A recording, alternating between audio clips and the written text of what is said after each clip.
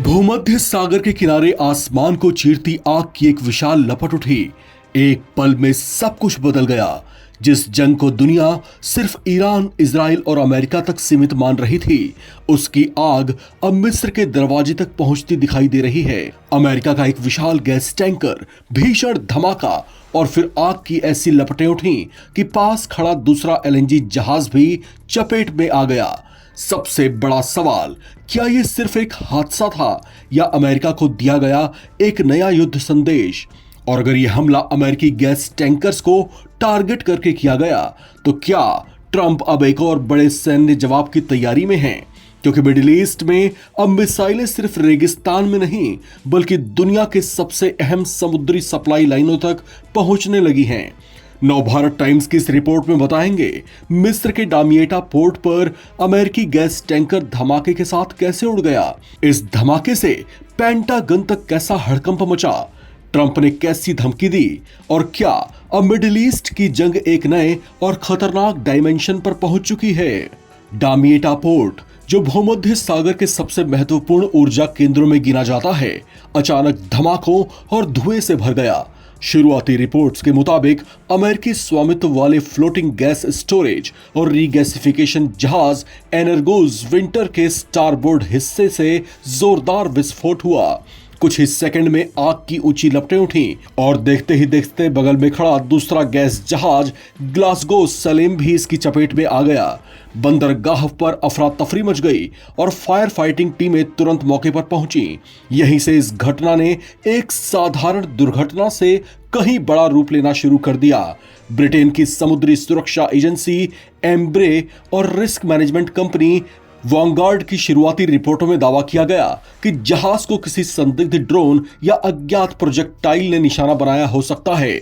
यानी सवाल उठने लगा कि क्या यह सिर्फ तकनीकी खराबी नहीं, बल्कि अमेरिकी हितों पर किया गया सुनियोजित हमला था। दिलचस्प बात यह है कि मिस्र सरकार ने आग लगने की पुष्टि तो की, लेकिन अपने आधिकारिक बयान में न तो ड्रोन हमले का जिक्र किया और न ही आग लगने की वजह बताई। इससे रहस्य और गहरा गया। क्या जांच पूरी होने तक मिस्र कोई निष्कर्ष नहीं देना चाहता, या फिर मामला उससे कहीं ज्यादा संवेदनशील है जितना अभी दिखाई दे रहा है? हालांकि राहत की बात यह रही कि इस घटना में किसी के हताहत होने की सूचना नहीं मिली। मिस्र के पेट्रोलियम मंत्री करीम बदावी खुद घटनास्थल पर पहुंचे और बचाव अभियान की निगरानी की। आग पर काबू पा लिया गया है, लेकिन नुकसान का आकलन अभी भी जारी है। दूसरी ओर इस घटना की खबर मिलते ही वॉशिंगटन में हलचल तेज हो गई। रिपोर्टों के मुताबिक राष्ट्रपति डोनाल्ड ट्रंप को तुरंत जानकारी दी गई और उन्होंने चेतावनी दी कि अगर अमेरिकी संपत्तियों या अमेरिकी हितों पर ऐसे हमले जारी रहे तो अमेरिका कड़ा जवाब देगा। यहीं से यह मामला सिर्फ एक बंदरगाह की घटना नहीं रह जाता, बल्कि यह हमला ऐसे समय पर हुआ है जब कुछ ही घंटे पहले जॉर्डन में अमेरिकी सैन्य ठिकानों पर मिसाइल हमले की खबरें सामने आई थीं। दूसरी ओर अमेरिका और उसके सहयोगी ईरान समर्थित समूहों पर कार्रवाई कर रहे हैं, जबकि यमन के हुती विद्रोहियों ने लाल सागर क्षेत्र में दबाव बढ़ाने के संकेत दिए हैं। इन घटनाओं को जोड़कर देखने वाले विश्लेषकों का मानना है कि क्षेत्रीय तनाव अब समुद्री व्यापार और ऊर्जा आपूर्ति तक फैलने का खतरा पैदा हो रहा है। हालांकि यह भी उतना ही महत्वपूर्ण है कि अब तक किसी संगठन या देश ने इस हमले की जिम्मेदारी नहीं ली है और ईरान की सीधी भूमिका का कोई आधिकारिक प्रमाण सामने नहीं आया है। इसलिए जांच पूरी होने से पहले किसी निष्कर्ष पर पहुंचना जल्दबाजी होगी। लेकिन इतना तय है कि इस घटना ने वैश्विक ऊर्जा बाजार और समुद्री सुरक्षा को लेकर नई चिंताएं पैदा कर दी हैं। अब पूरी दुनिया की निगाहें जांच के नतीजों पर टिकी हैं। अगर यह हमला वास्तव में किसी ड्रोन के जरिए अमेरिकी संपत्ति को निशाना बनाकर किया गया है, तो इसके रणनीतिक और कूटनीतिक असर दूरगामी हो सकते हैं। लेकिन अगर इसके पीछे कोई दूसरा कारण निकलता है, तो तस्वीर पूरी तरह बदल सकती है। यानी डामिएटा पोर्ट पर उठी आग की लपटें सिर्फ 2 जहाजों तक सीमित नहीं हैं।